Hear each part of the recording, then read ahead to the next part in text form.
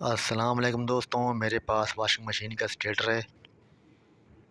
تو اس کا جو فارمولہ پرانا تھا وہ بھی میں آپ کے ساتھ شیئر کرنا چاہتا ہوں، اور جو نیا فارمولہ ہے وہ بھی میں آپ کو بتاؤں گا۔ تو سب سے پہلے آپ نے اس کی جو موٹائی ہے وہ دیکھنی ہے۔ اس کی موٹائی 2 انچ ہے، اور 2 انچ میں آپ جو فارمولہ استعمال کر سکتے ہیں وہ میں آپ کو بتاؤں گا۔ تو جو پرانا فارمولہ تھا وہ میں آپ کو بتاتا چلوں کہ 27 نمبر تار جو تھی وہ کاپر کی تار استعمال ہوئی تھی۔ تو 27 نمبر تار کے 210 ٹرن استعمال ہوئے ہیں۔ تو 6 جو تھے رننگ کی کوئل تھی اور 6 اسٹارٹنگ کی کوئل تھی، ٹوٹل اس میں 12 سیٹ استعمال ہوئے ہیں۔